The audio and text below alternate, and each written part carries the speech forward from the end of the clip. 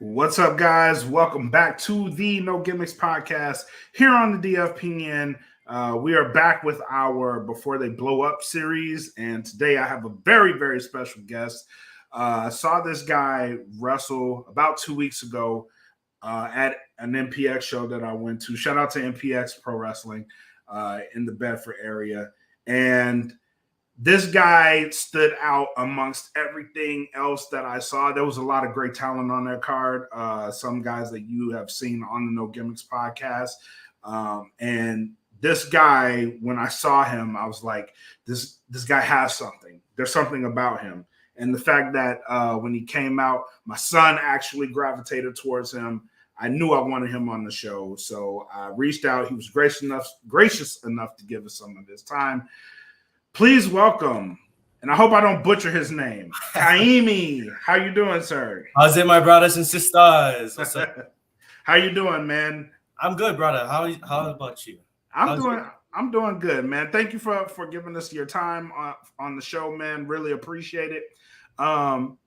Let's get right into it, man. This was the first time I saw you was your first match actually on the mainland. You wrestle out of Hawaii, correct? Yep.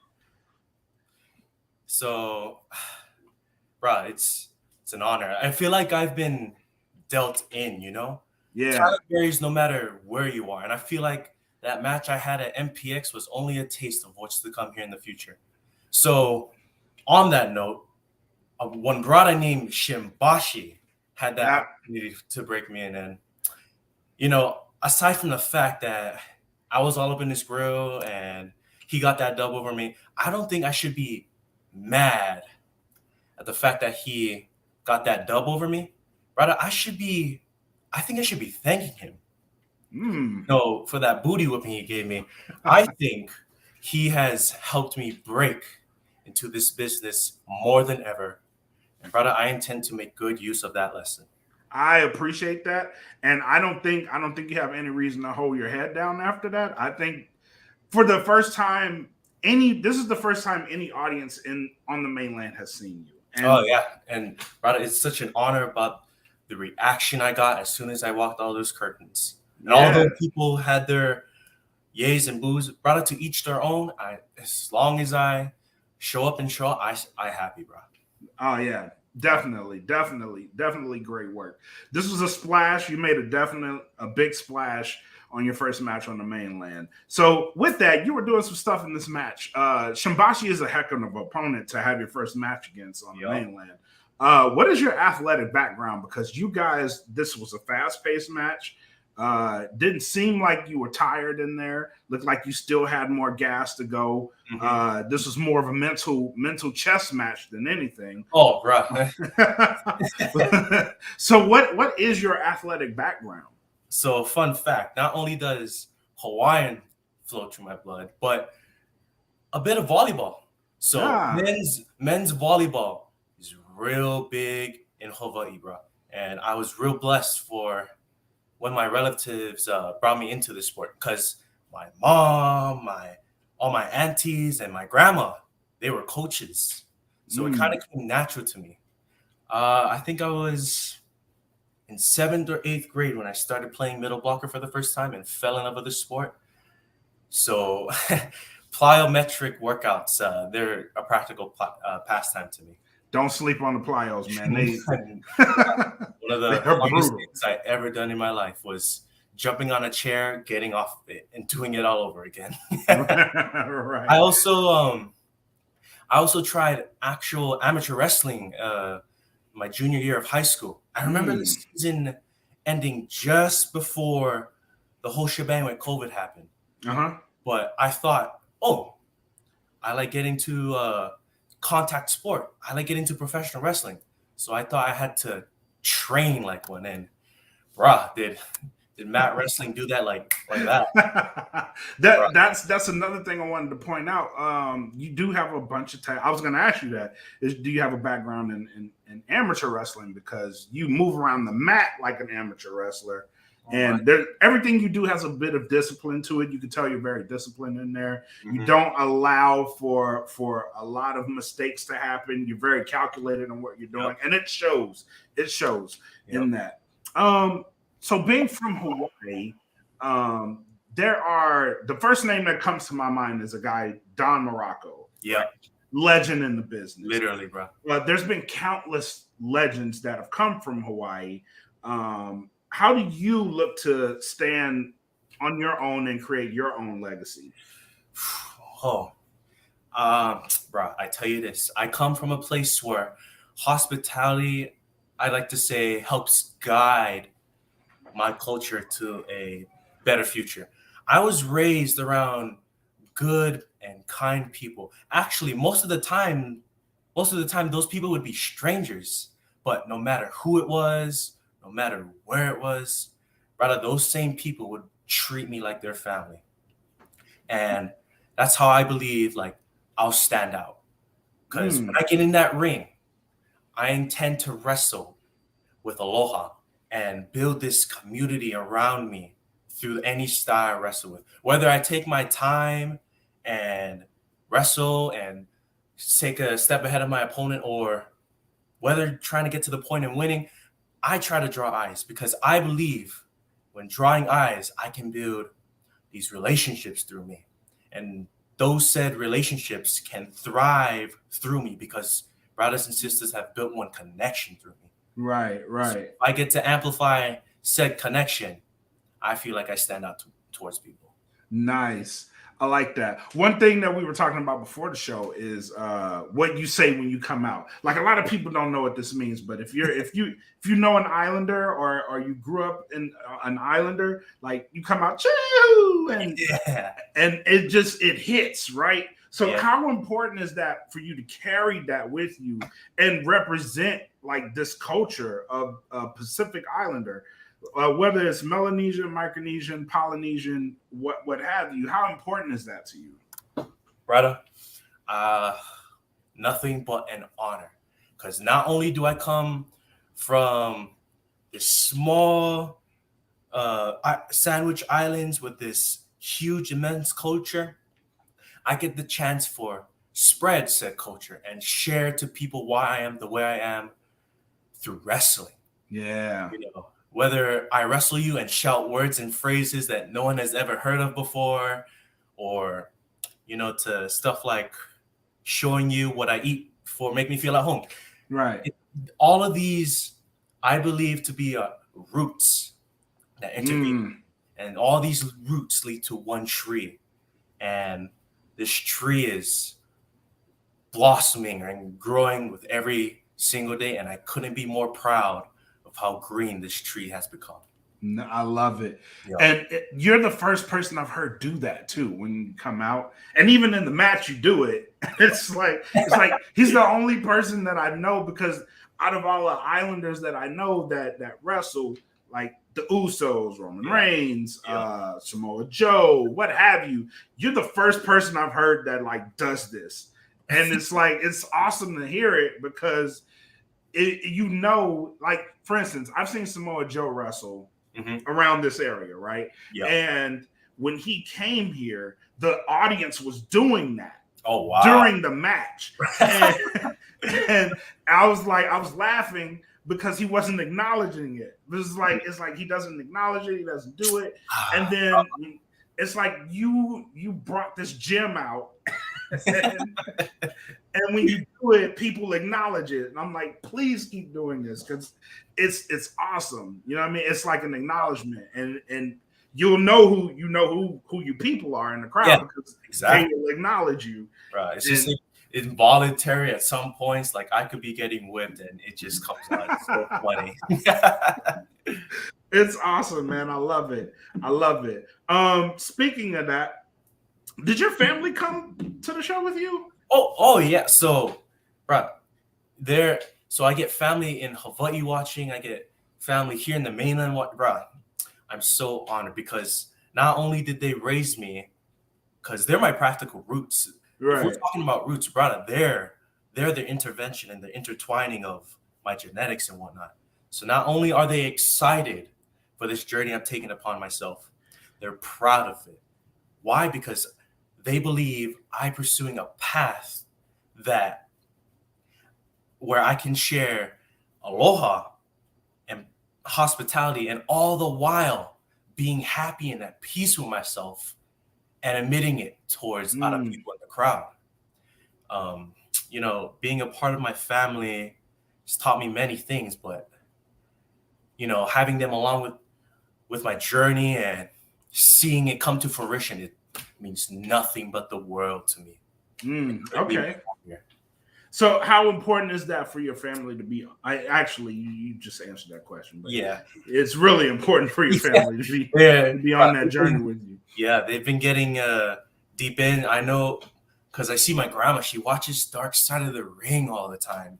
Oh, really? Funny, yeah. That's like deep, hardcore yeah, love. I didn't know it existed before they told me about. They're watching all these documentaries about the dark side and like all these past lives. It's so fun. It's so fun. Yeah. Dark Side of the Ring is a really good series. Yeah, that's what I heard. I didn't get the chance to like take it upon myself and sit down and watch it, but like they're telling me all these stories about Jimmy Snuka and you know, all these old wrestlers, and bro, it's insane. It's definitely, if you really want to know, it dives into both the good and bad history of the So if you really want to know the ins and outs of how everything worked, then yeah, it's a great series to watch. I definitely recommend it. Right. So where else are you trying to perform on the mainland? I know this isn't your first and last stop. So bro, anywhere and everywhere I can get. East Coast, West Coast, maybe even foreign countries like Canada, Europe, Japan, Mexico, wherever there is pro wrestling, I want to try and conquer. You're keeping your options open. Yeah, exactly. Yeah. My end goal is to not only just make a name for myself, but to just take in the fact and just travel and appreciate that I get to do all these good things. Brother, I get to travel the world and pursue the passion that I love so much. It's a once in a lifetime kind of deal. And I'm so happy that I get the opportunity to walk through this door. But more importantly, I want to make people realize that they can do the same. That brothers and sisters can be proactive in their path to their dreams. Right. That they can actually achieve their goals by taking that first step. Right. I like that. So what does the rest of 2023 look like for you? Can't say nothing much, but good times and Big Island vibes, brother. I will definitely be keeping my eyes open for you because I know what I saw. I know I have a knack for these things. I know if I feel it, like I'm gonna see you down the road on someone's television. I know. I hope to not let you down, brother. I hope to see you. You and your son. Yeah, my son loves you, dude. Like loves you. So I hope to see you soon, and see you at a show with my son, and he'd be like, "Oh, that's the guy that I saw. Yep, that's him." And you're doing big things. So I really do hope to see you, brother. Before we go, normally I play this game with people. I have a streak going, and there's a question I ask at the end, and I have a streak going. I hope to break it, but with you, I'm pretty sure I'm not going to break it. So we'll see. So I'm going to ask either or, and you give me an answer. All right, you ready? All right, J Bug or Spawn Breezy? Spawn Breezy. Ooh. Bro. Oh, that's tough. I think I have to go with Spawn Breezy. Okay. Because ever since Ian Tongi performed it at American Idol, oh my goodness. Yeah. It just hit, bro. Yes. So glad he won. Yes. Yeah. Oh, congratulations to him too. Yeah, I know. I was pulling for him. Big man from Kahuku doing me proud. Yeah, man. He did his thing. I loved it. Right. Speaking of that, I have another one. Fiji. Okay. Or Kalohi Kai. Oh, Kalohi Kai. Ooh, bro. Bro,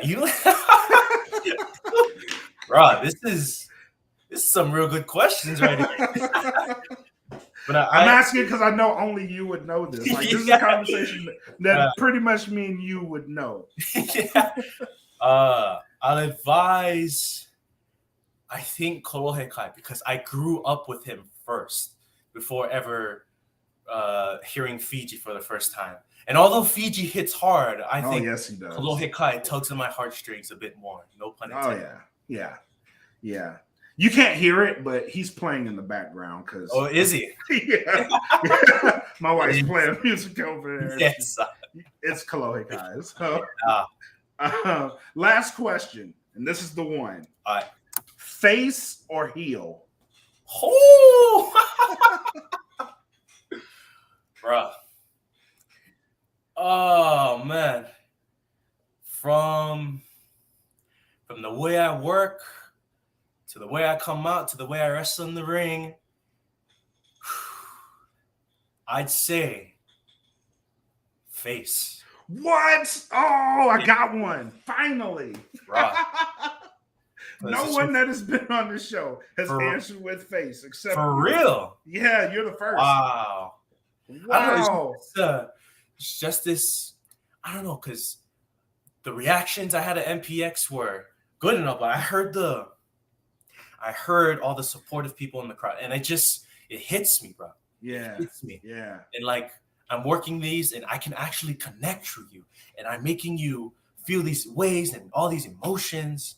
And that's what I'm hoping. Like, during this interview, my whole big thing was showing hospitality and aloha. And what better way than to connect, you know? Yeah.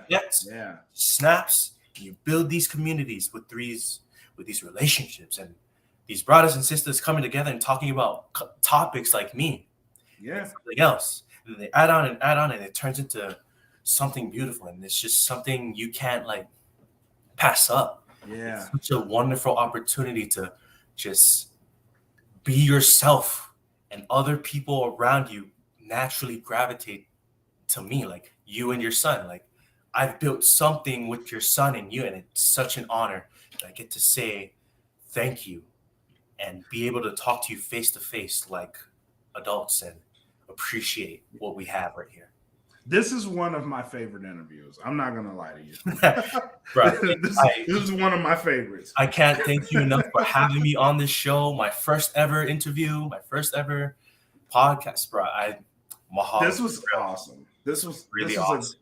This is a great interview. Before we go, please let the people know where they can find you. So I want to put as much eyes on you as possible. Brothers and sisters, if you like party with me, my Twitter and Insta is at ITZ_KAIMI. It's Kaimi. And my Facebook right now, it's Kaimi McCallahan. All right. It has the shaka on the logo.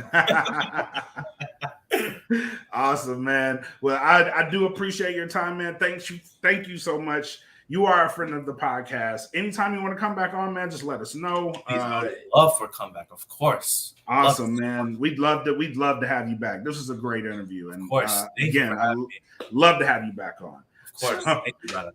All right, man. So for everybody else out there, thank you guys for tuning into this episode of No Gimmicks Before They Blow Up. Until next time, peace. Yeah.